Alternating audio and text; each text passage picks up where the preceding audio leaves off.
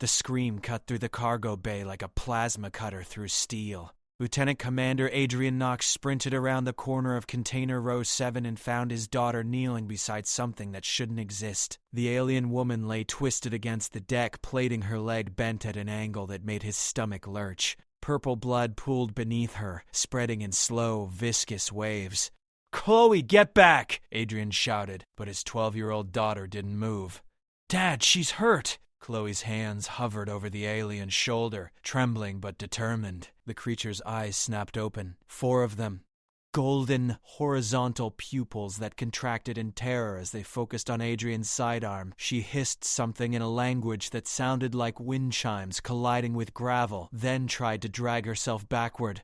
The movement made her scream again. Adrian's radio crackled.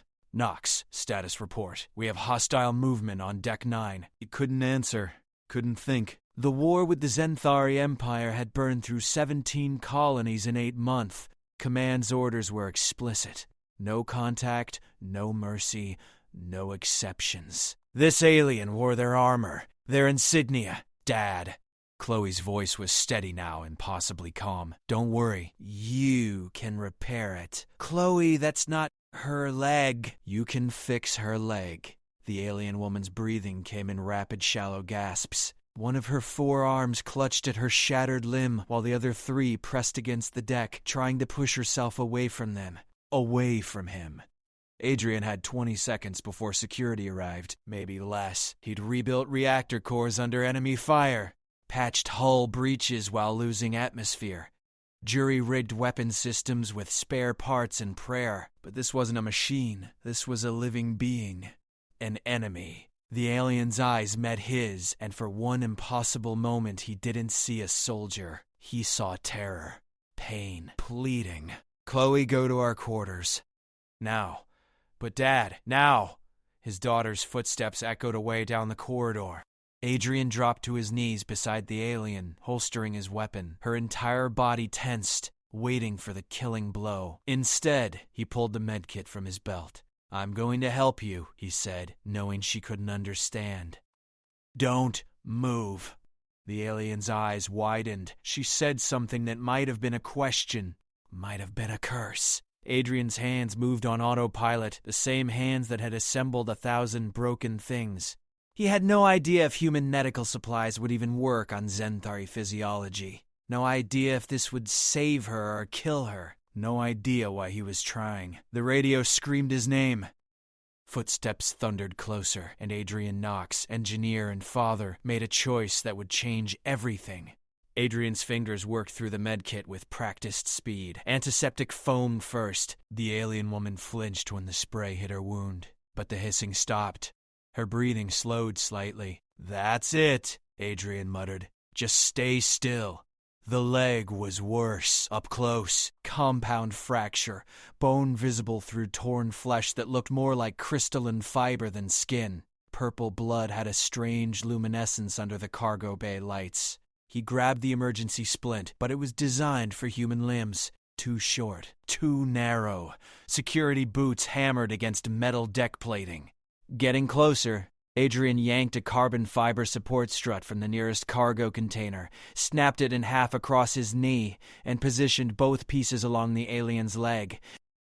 She screamed again, all 4 arms spasming, one hand locked around his wrist with crushing strength.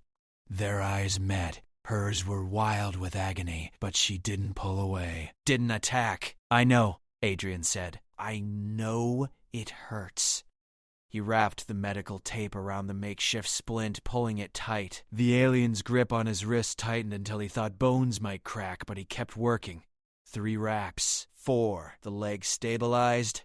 "Knox!" Sergeant Pete Brennan burst around the corner, rifle raised. 2 more security personnel flanked him. "Step away from the hostile." Adrian didn't move. "She's injured.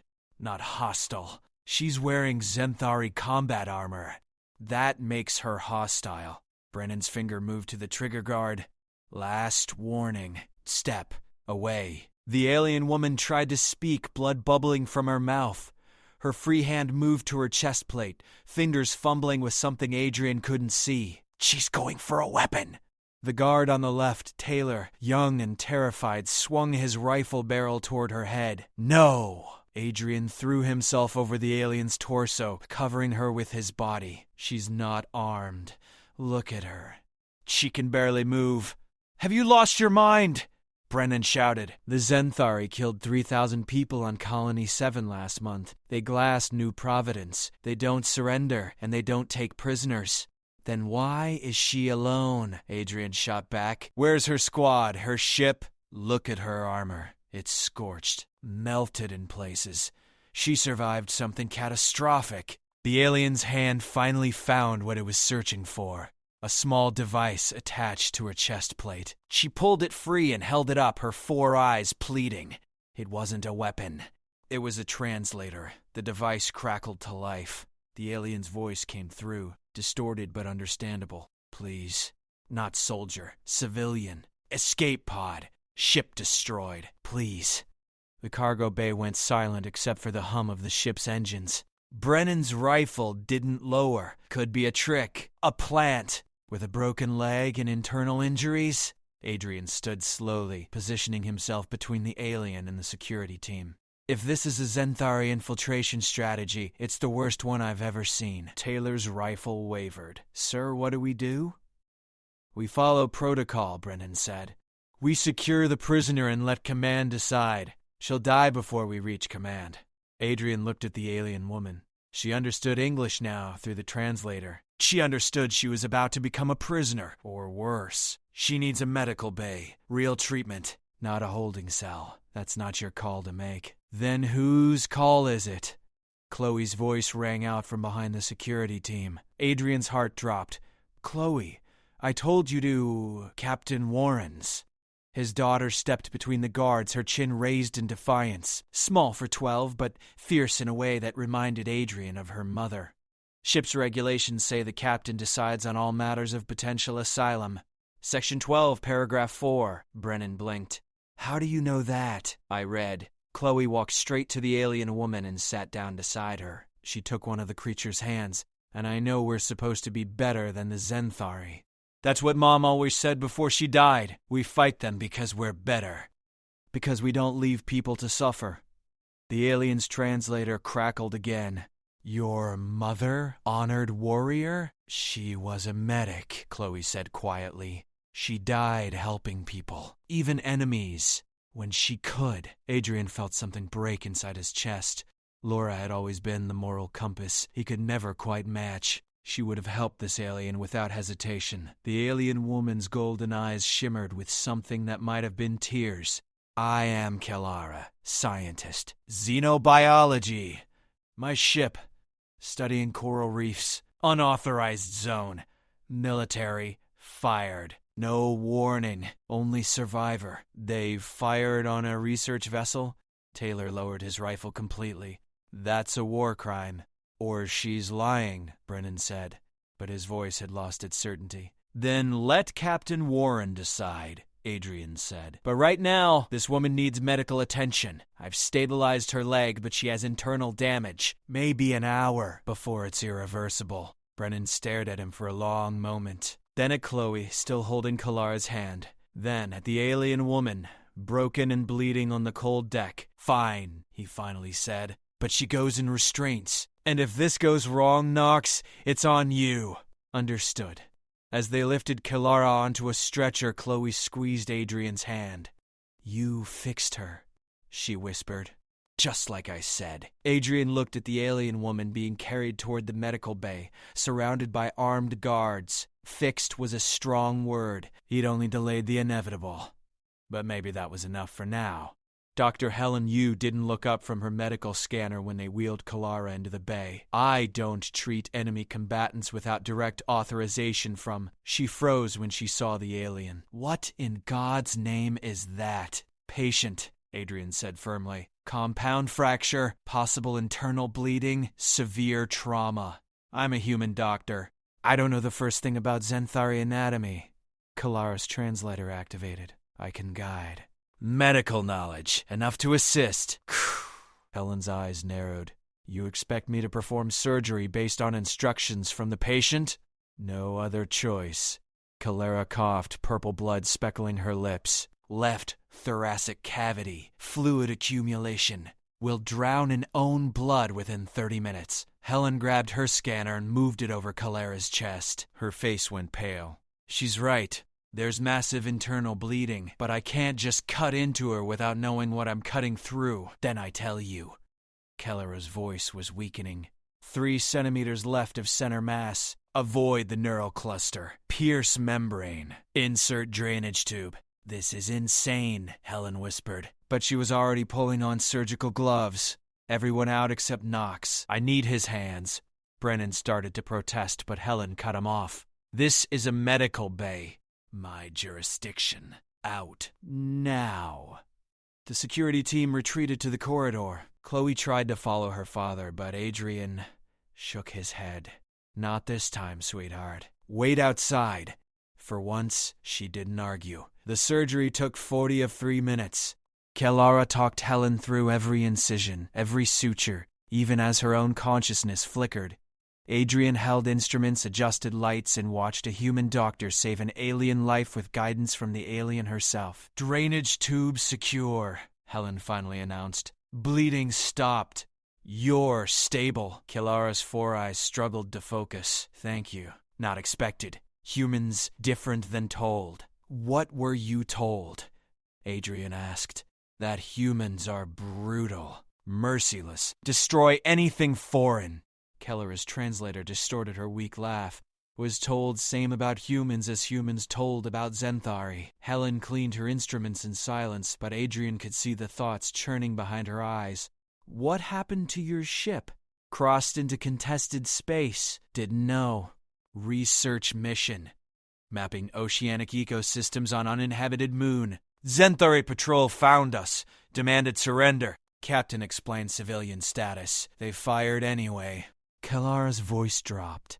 17 crew. All dead. Escape pod damaged. Drifted 3 days before your ship's gravity well caught me. Why would they destroy a research vessel? Adrian asked. War makes monsters of everyone.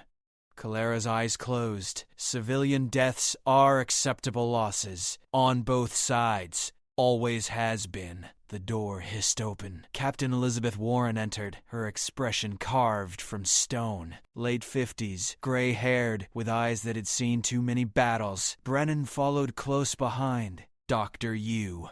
Status report. Patient is stable, Helen said. For now, she'll need continued care and monitoring. Patient? Warren's eyebrow arched. I was told we captured an enemy combatant. She's a civilian scientist, Adrian said. Her research ship was destroyed by Zenthar and military. She's the sole survivor. Warren moved to Calera's bedside. The alien's eyes opened, fixing on the captain with obvious fear. I am Captain Elizabeth Warren of the human vessel Valiant. You are aboard my ship, under my protection. Do you understand? Calara's translator was silent for several seconds. Protection? Not prisoner? That depends entirely on whether you're telling the truth. Warren pulled up a chair and sat down, and I intend to find out. Start with your name and credentials. Calara Vinceth, xenobiologist. 3rd-tier research specialist. Oceanic Ecosystems Division. Zenthari Science Collective. Science Collective? Warren leaned forward. Not military? Military and scientific operations are separate, mostly. Science Collective has autonomy, in theory. Kiara coughed again.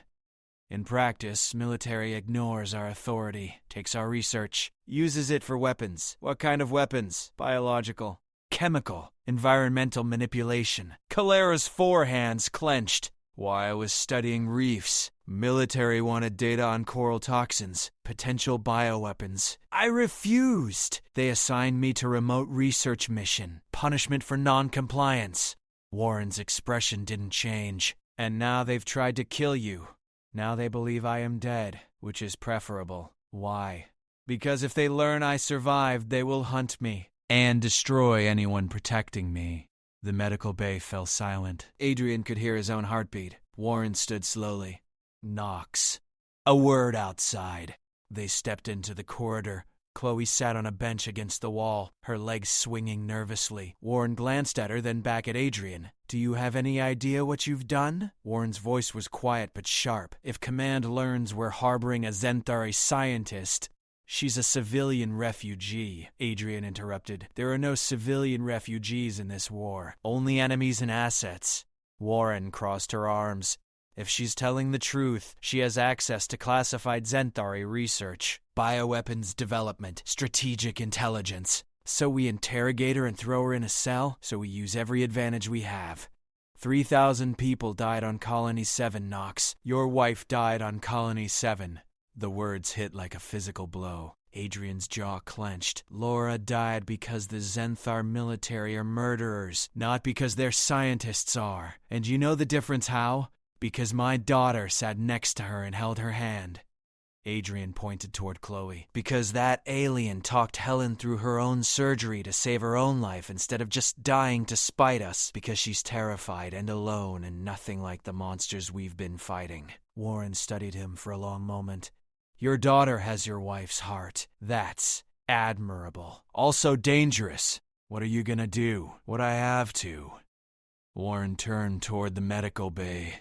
But for now, Kalara stays under medical supervision, armed guard outside at all times, no communication with any Xanthari vessels or networks. And Knox? Yes, Captain.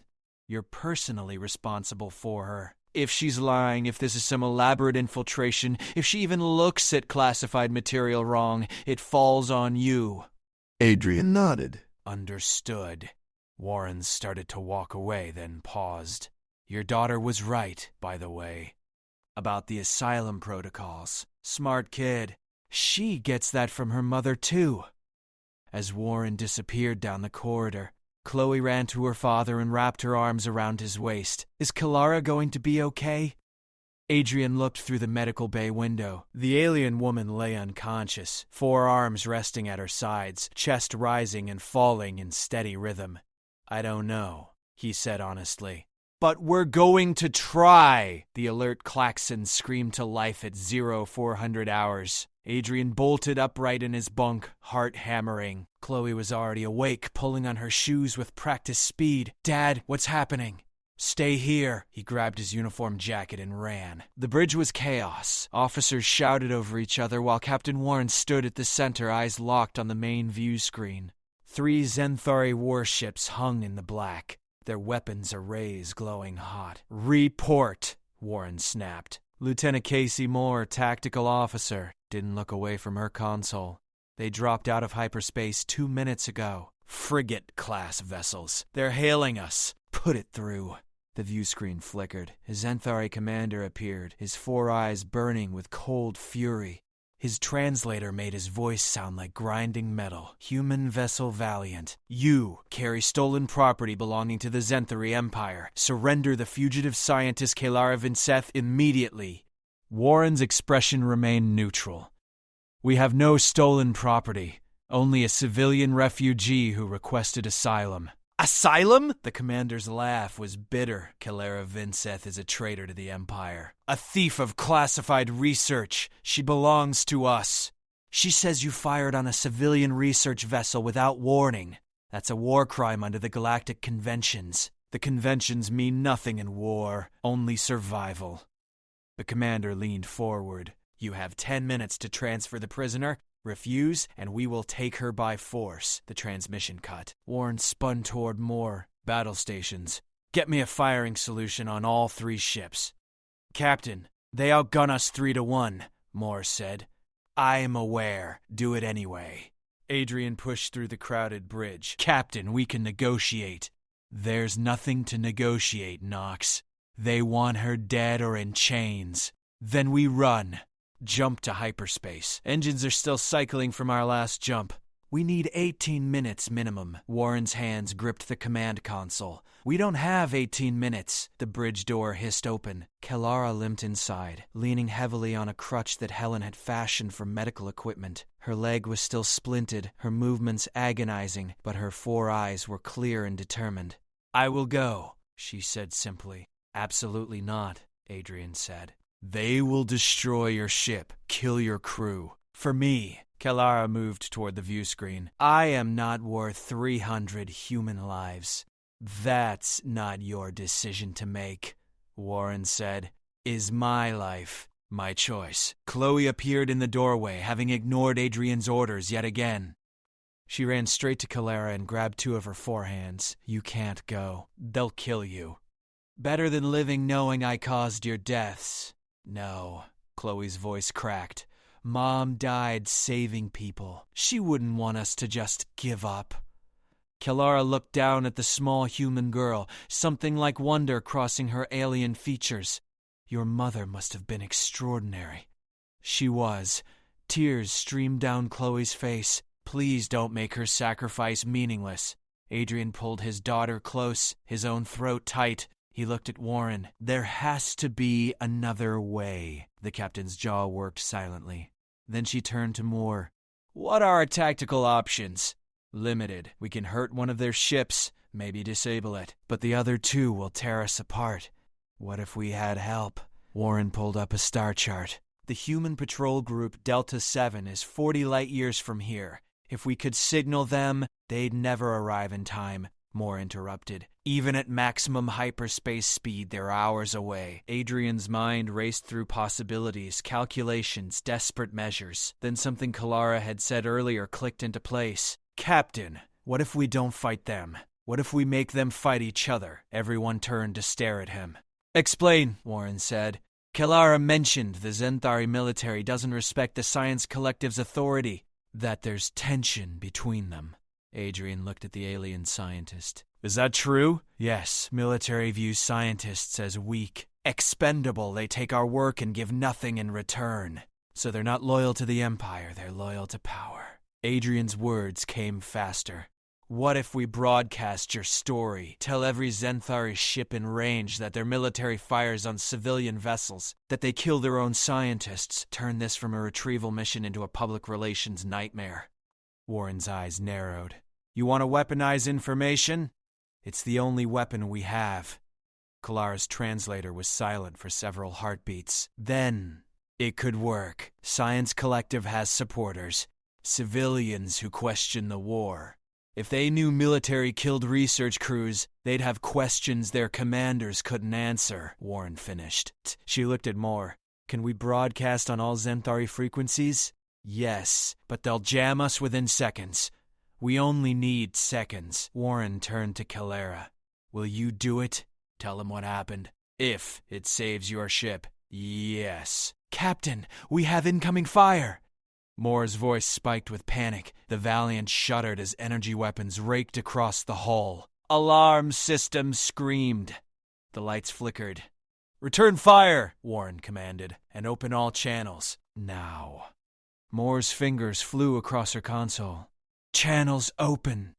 Kalara stepped in front of the view screen, standing as straight as her injured leg would allow. When she spoke, her voice was steady and clear. I am Kalara Vinseth, xenobiologist of the Science Collective. 3 days ago, the Zenthari military fired upon my unarmed research vessel. 17 scientists died. Our crime was studying coral reefs in contested space. The military claimed we were unauthorized. They gave no warning. No chance to surrender. They murdered my colleagues and destroyed our life's work. The Valiant shook again. Another hit. Adrian grabbed Chloe and pulled her behind a support column. Kalara continued. I survived only because the humans aboard this ship showed me mercy. They repaired my broken body when they could have let me die. A human child sat beside me when I was afraid. A human doctor saved my life. They are the enemy, yet they treated me with more honor than my own military. Signals being jammed, Moore reported. But we got it out. Multiple Zenthari vessels in range received the transmission. Did it reach the commander? Warren asked. Unknown. The bridge held its breath. The Zenthari warships hung motionless in the void. No more weapons fire. No communication.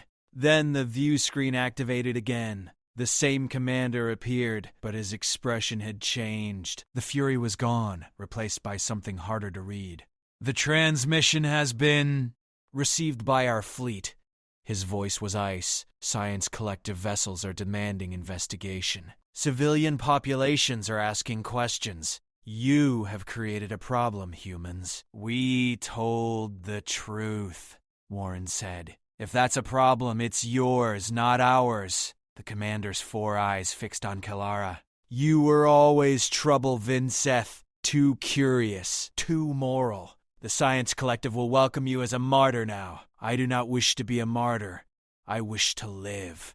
Then live here. With the humans, the commander's image flickered. But know this, you can never return. The Empire will brand you traitor. Your family will be questioned.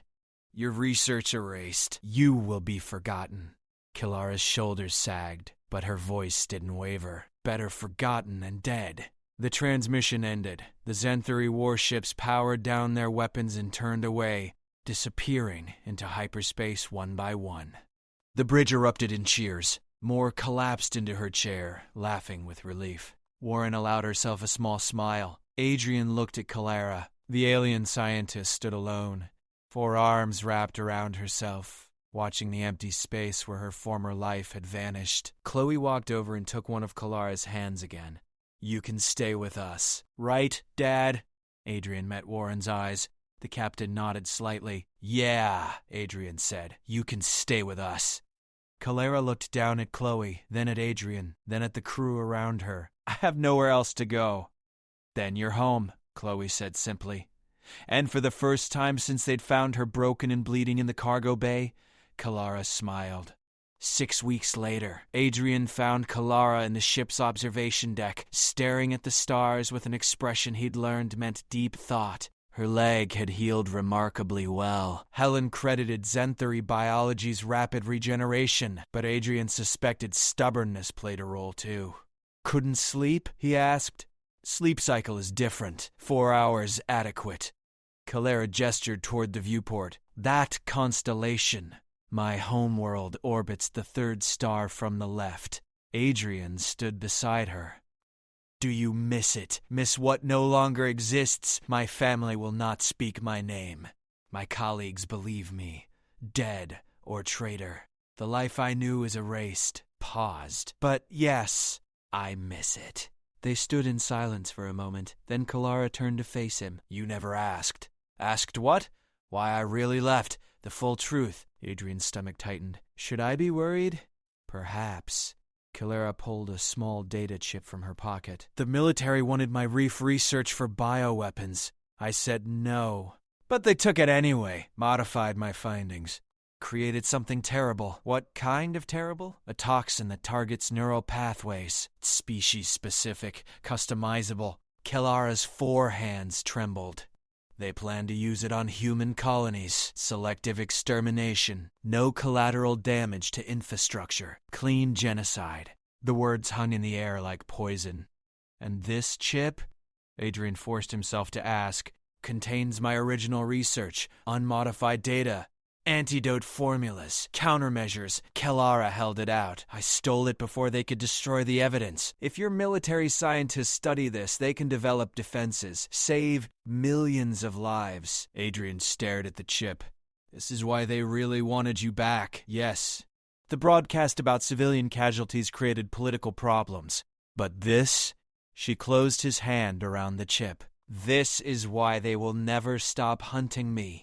I have made myself the most valuable asset in the war. Does Captain Warren know? Wanted to tell you first. You saved my life. You deserve truth before I endanger it again.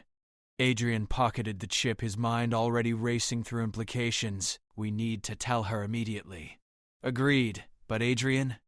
Kalara's eyes met his. There is more. The bioweapon project had 17 scientists. I was not the only one with doubts. 3 others planned to defect, bring their research to human authorities, expose the program. What happened to them? Their ship was in the convoy that destroyed mine. Convenient accident, military claimed.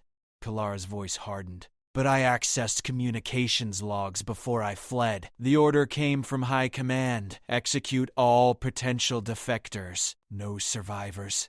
They murdered their own people to protect the weapon program. War makes monsters of everyone.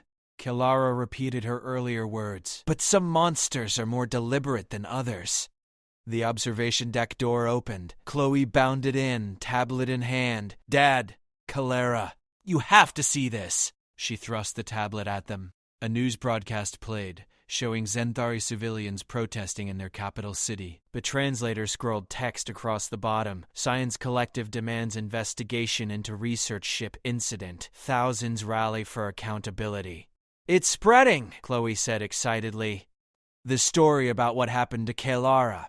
It's all over Zenthari networks. People are angry." Kalara stared at the screen. "I did not expect this." "You told the truth," Adrian said. "Sometimes that's enough." The broadcast switched to a different angle. A Zenthari scientist stood at a podium, speaking to thousands. The translator converted her words. "If they will murder us for asking questions, what else are they hiding? What other crimes are committed in the name of victory?" Kellera's hands covered her mouth. "That is Dr. Fenkara, my mentor. She is risking everything by speaking publicly." "She's not alone," Chloe pointed at the screen. "Look at all those people." Adrian watched the crowd, thousands of Zenthari citizens demanding answers. A crack in the Empire's foundation, small but growing. "We need to see Captain Warren," he said. "Now." Warren listened to everything without interruption. When Kalara finished explaining about the bioweapon and the data chip, the captain sat back in her chair and closed her eyes. "You understand what this means," Warren said finally. "Yes," Kalara replied. "It means I have signed your ship's death warrant. If Zenthari military learns the data is here, they will send everything they have to destroy it. Then we make sure it reaches human command before they can." Warren activated her console. "More, plot a course to outpost garrison. Maximum speed." "Captain, that's deep into contested space." Moore's voice came through the speaker. "I'm aware." "Do it." Warren turned back to Kalara. "You'll need to work with our science team. Translate the data. Verify its authenticity." "Can you do that?" "Yes, but there is complication." Kalara hesitated. "The data is encoded with my biometric signature. Only I can decrypt it." "If something happens to me, nothing will happen to you," Adrian said firmly. "You cannot promise that. Then we'll make sure it doesn't." Warren stood. "You've given us a chance to save millions of lives, Kalara. We're not going to waste it." Over the next 3 days, Kalara worked 18-hour shifts with the science team. Adrian watched her translate complex biochemical formulas, explain Zenthari genetic engineering techniques, and patiently answer hundreds of questions from human researchers who could barely comprehend the sophistication of the bioweapon. Dr. Helen Yu emerged from one session looking shaken. "It's worse than we thought. This toxin could wipe out entire planetary populations in weeks. No cure. No defense. Just death."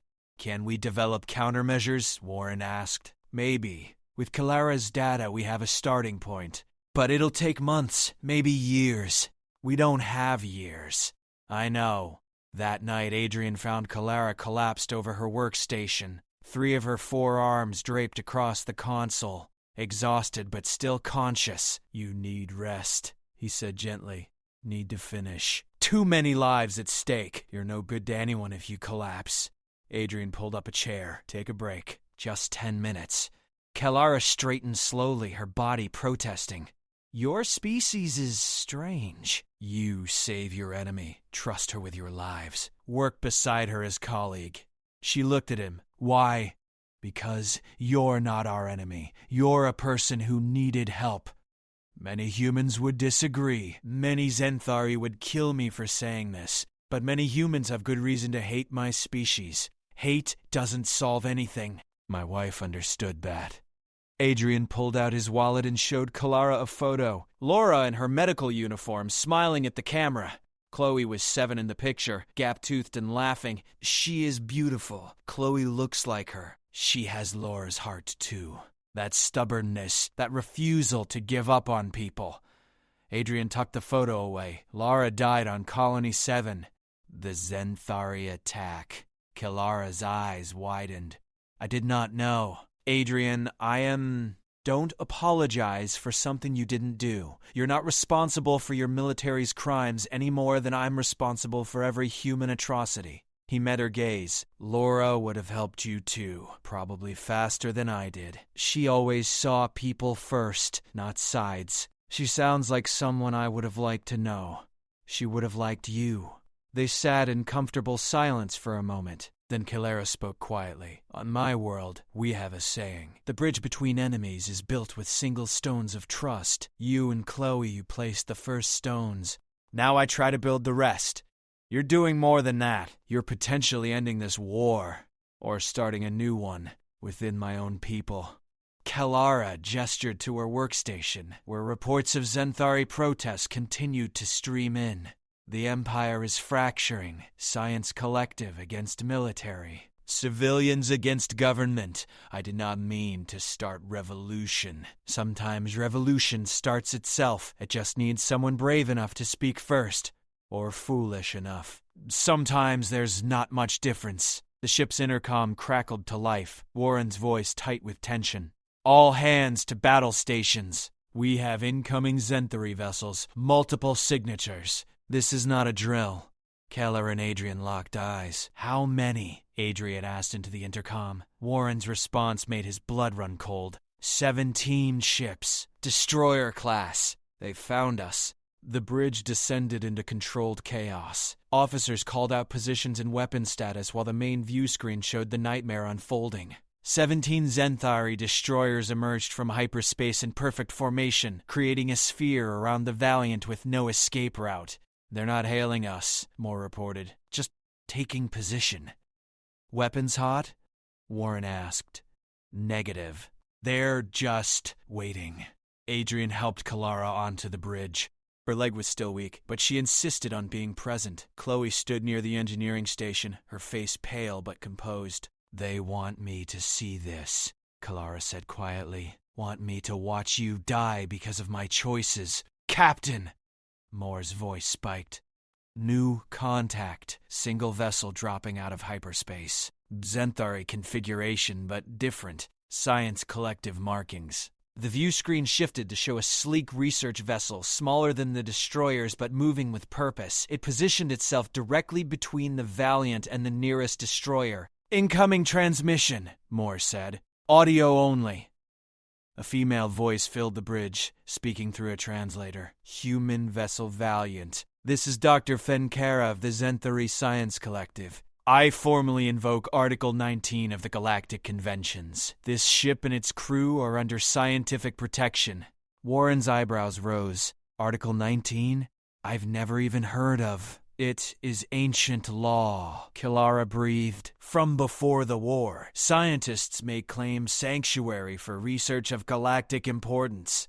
Military must recognize it. The military doesn't seem to care much about laws, Adrian pointed out. As if to prove his point, one of the destroyers fired a warning shot across the research vessel's bow. Fenkara's ship didn't move. Military command. Fenkara's voice remained steady.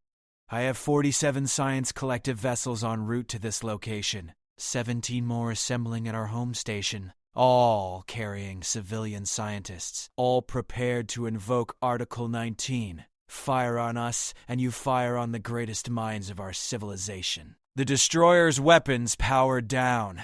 Furthermore, Fenkara continued, this incident is being broadcast across all Zenthari networks. 4 billion citizens are watching, waiting to see if you will murder scientists on live transmission. Another voice cut in. Arsh military. Dr. Fenkara, you are interfering with authorized military operations. Stand down immediately. I am protecting the future of our species. The human ship carries Kalara Vinseth and critical research data that belongs to the Science Collective, not the military. We claim jurisdiction. The fugitive is a traitor who stole classified. The fugitive is a scientist you tried to murder. Fenkara's voice cracked with fury. We have the communications logs, Commander. We know you ordered her ship destroyed. We know about the bioweapon program. We know you killed 17 researchers to silence them. The entire civilization knows now. Silence filled the void. Then the view screen activated with a new face, an elderly Zenthari male, his 4 eyes weighted with authority. He wore insignia Adrian didn't recognize, but Kalara gasped. High Chancellor Vormek, she whispered. head of the Science Collective, most powerful civilian in the Empire. This ends now, Vormek said, his voice carrying the weight of centuries. Military command, you will stand down. Science Collective formally claims custody of Kalara Vinseth and all related research materials. High Chancellor, the security implications are your own creation. You weaponized civilian research without authorization. You murdered scientists who questioned you. You have brought shame upon our entire civilization. Warmek's eyes blazed. The Empire has lost its way. This war has made us into the monsters we claim to fight against. The military commander's image flickered onto the screen. His expression was carved from stone. You overstep your authority, High Chancellor. No, you overstep yours. For too long, the military has operated without oversight, without accountability. That ends today. Warmek turned his attention to Warren. Captain Warren, I formally request permission to board your vessel and negotiate directly with Kalara Vinseth. Warren glanced at Kalara, who nodded slightly. Permission granted, but High Chancellor, understand that Kalara is under our protection. Any threat to her is a threat to this ship. I mean her no harm, only to offer her a choice. 2 hours later, High Chancellor Vermek sat in the Valiant's conference room. His guards remained on his ship as a gesture of good faith. Kalara sat across from him, with Warren, Adrian, and Helen present as witnesses. You have started something extraordinary, Vormek said to Kalara. The Science Collective has wanted independence from military control for decades. Your actions gave us the catalyst we needed. The people are demanding change. I only wanted to stop the bioweapon, Kalara replied. And you have. The program is being shut down. The researchers responsible are under investigation. Vormak leaned forward. But Kalara, we need you. Come home. Lead the reform movement. Help us rebuild what the war has broken. They branded me traitor, said my family would be questioned. Those orders are rescinded. Your family has been asking for you. The Science Collective will restore your position, your research, everything. You can come home. Kalara's 4 hands trembled. Adrian could see the war raging behind her eyes. Home. Family. Her old life restored. What about the humans? Kalara asked. What about the war? Complicated. The military still demands victory. But there are voices now. Loud voices calling for peace talks. For the first time in years, negotiation is possible. Vormek looked at Warren. Captain, would your government be willing to discuss terms? That's above my authority, Warren said carefully. But I can transmit your offer to command. A beginning. Vormek turned back to Kalara. So, what is your choice? Before Kalara could answer, Chloe pushed into the conference room. Adrian started to stop her, but she walked straight to Kalara and climbed into the chair beside her. You should go, Chloe said quietly. Your family misses you. You miss them. Chloe, Kalara's voice broke. It's okay, Dad fixed your leg. You're healed now. You can go home. Chloe took one of Kalara's hands. But you'll visit, right, when the war is over? Kalara looked at the small human child who had shown her more kindness than her own government. Who had sat beside her when she was terrified and broken? Who had held her hand without fear? If I go, Kalara said slowly, I want something in return. Name it, Vormek said. Exchange program. Zenthari's scientists work with human scientists, share research, build understanding, start the peace before the politicians agree to it. The military will never allow. The military does not control the Science Collective anymore. You said so yourself. Kalara's voice hardened. Either we start building bridges now or this cycle continues forever. More colonies burned, more civilians dead, more children like Chloe losing their mothers, or... Mech was quiet for a long moment. Then he smiled, a peculiarly human expression. You have grown bold in your exile. I have learned from humans. They are stubborn and idealistic and refuse to give up on impossible things. Kalara squeezed Chloe's hand. It is contagious. Very well. I will propose the exchange program to the collective. Captain Warren, will your government participate? Warren looked at Adrian. He nodded. She turned back to Vormek. I'll recommend it in my strongest terms. But Chancellor, this ship needs to reach Outpost Garrison with Kalera's research data. Your military still has us surrounded. They will let you pass. On my authority. Vormek stood. Kalera, I leave one of our research vessels here. When you are ready to return home, it will take you. No pressure, no timeline. Your choice. After Vormek departed, Kalera remained in the conference room with Adrian and Chloe. The weight of everything pressed down on her shoulders. I don't know what to do, she admitted. Part of me wants to go home immediately, see my family, help my people. But part of me wants to finish what you started here, Adrian said. Yes, the research data must reach your scientists. Must be verified and understood. Only I can guide that process. Kalera looked at Chloe, and I made a promise to visit when the war is over. I keep my promises. Chloe grinned. So you're staying? For now. Until the work is complete. Until I know your people can defend themselves against the bioweapon. Kalera's 4 eyes shimmered. Then I go home. But I will visit. Often. This I swear.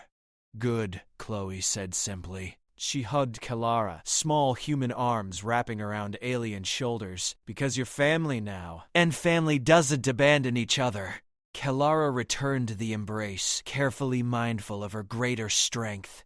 Over Chloe's head she met Adrian's eyes. Thank you, she said quietly. For everything. For fixing my broken leg. For fixing my broken life. Adrian smiled. That's what we do.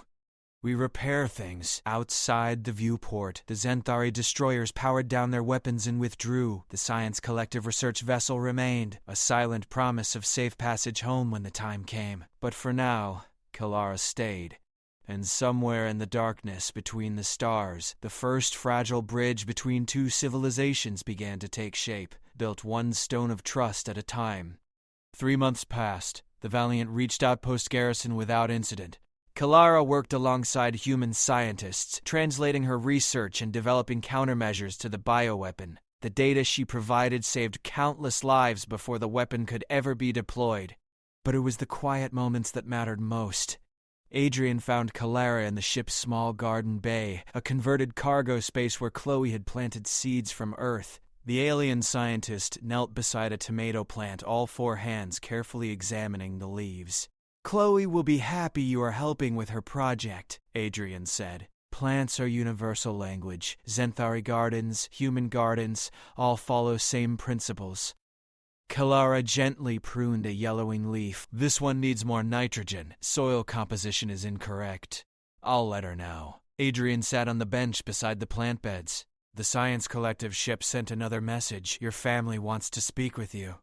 Kalera's hands stilled. I know. Have been avoiding the calls. Why?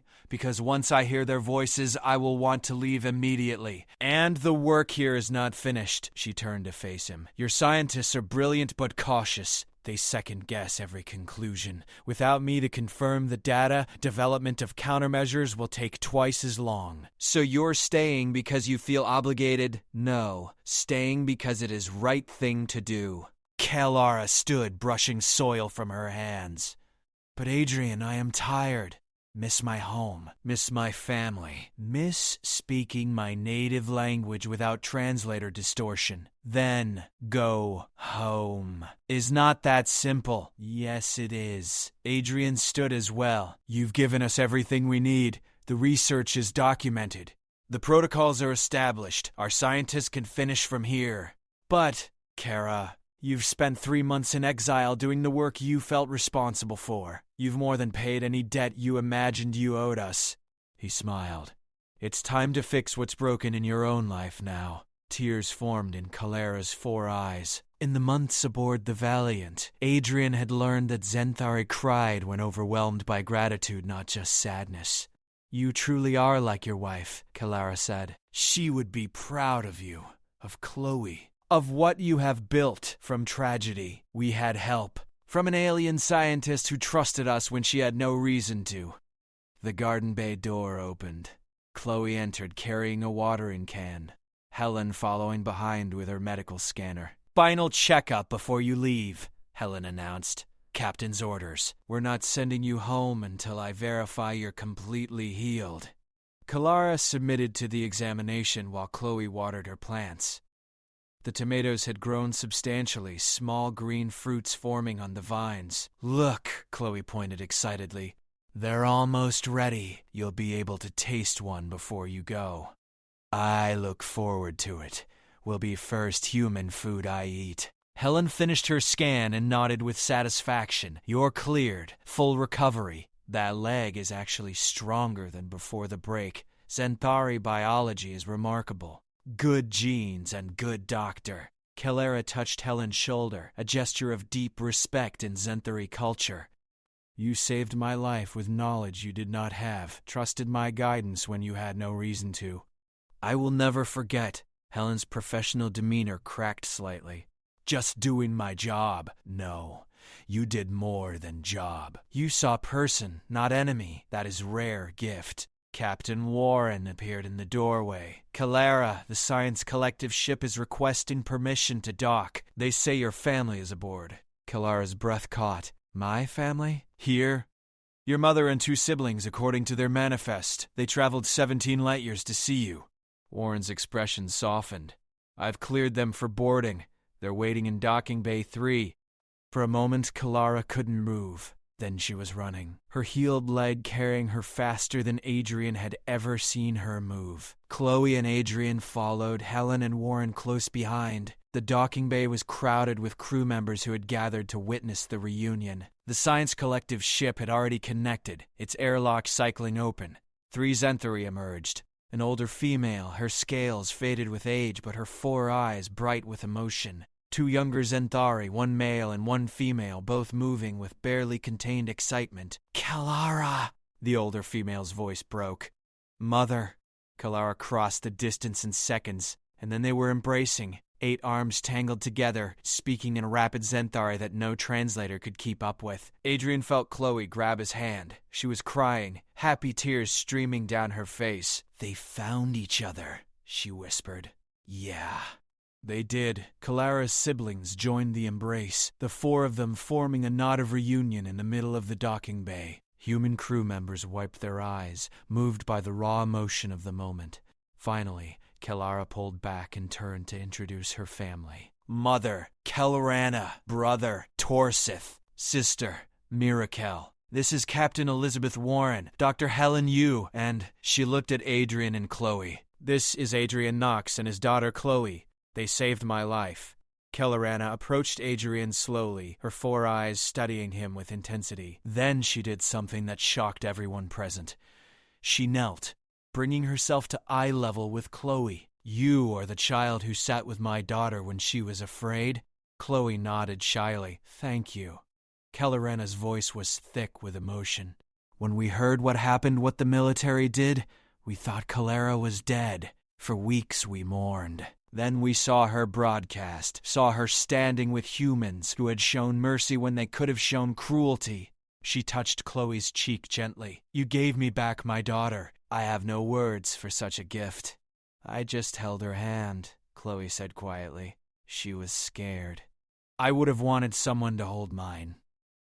Kellerana stood and turned to Adrian. And you, engineer who repaired what was broken. You have my eternal gratitude. I only did what anyone should do, but many would not have. That is why it matters. Kellerana looked around at the assembled crew. All of you! You could have turned away. Could have followed the war's hatred. Instead, you chose compassion. You have shown us that peace is possible.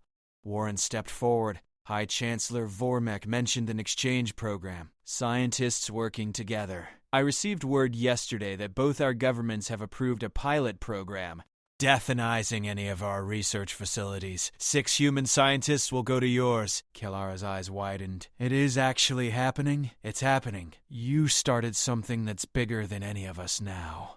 Warren smiled. The war isn't over. There's still fighting, still casualties, still hatred on both sides, but there are also talks, negotiations, possibilities, all because one scientist refused to let her research be used for murder. Helen added.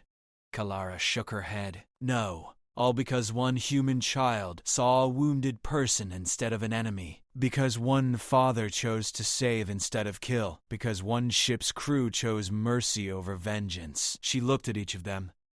I was broken in more ways than just my leg. You repaired all of it. The celebration lasted for hours. Kalara's family shared stories of home, of the protests that had swept their civilization, of the changes happening in the wake of the bioweapon scandal. Human crew members shared their own stories, building bridges of understanding, one conversation at a time. As the day turned to night, Adrian found himself on the observation deck again. Kalara stood beside him, her family having retired to guest quarters. "Tomorrow I go home," she said quietly. "I know. We'll miss this ship, these people. We'll miss you and Chloe most of all. We'll miss you too. But Kalara, you're going where you need to be. Your family needs you. Your people need you, and I will work for peace. Every day, we'll make sure your daughter grows up in a galaxy where humans and Zentari are no longer enemies." Kalara looked at him. "Is that too idealistic?" "My wife always said idealism is just hope with a work ethic." Adrian smiled. "And hope is what keeps us going when everything else fails." They stood in comfortable silence, watching the stars. Finally, Kalara spoke. "In Zenthari culture, we have a ceremony. When someone saves your life, you give them a gift. Something precious, something that represents the bond formed." She pulled a small crystalline object from her pocket. It pulsed with soft blue light, intricate patterns swirling in its depths. "This is memory crystal. Contains my research notes, personal journals, everything I have learned about bridging the gap between our species. But more than that, it contains my gratitude, my hope, my promise that I will never forget what you and Chloe did for me." Adrian took the crystal carefully. It was warm to the touch, almost alive. "Kalara, I don't know what to say." "Then say nothing. Just know that wherever I am, whatever I do, part of me will always be here, with the humans who taught me that kindness is stronger than hate." The next morning, the entire crew assembled in the docking bay for the departure. Kalara wore new clothes provided by the Science Collective ship, but she still carried the crutch Helen had made, refusing to leave it behind. "Sentimental value," she explained when Helen asked. "Reminder of where I have been." Chloe pushed through the crowd and thrust a small pot into Kalara's hands. "A tomato plant, carefully potted with 3 ripe red fruits hanging from its stem." "For your garden at home," Chloe said. "So you remember us." Kalara knelt and pulled Chloe into a fierce embrace. "I could never forget. You are written in my heart, little one, forever." She stood and faced the assembled crew. "Thank you, all of you, for showing me that the galaxy is larger than the war, that people are more than their governments, that compassion can exist even in the darkest times." Her voice strengthened. "I go home now, but I carry you all with me. And I promise I will work every day to make sure our species find peace." Captain Warren saluted. "It's been an honor, Dr. Vinseth." Kalara returned the salute, a gesture she'd learned from humans. Then she turned to Adrian. "Take care of Chloe. She is special. The future needs people like her."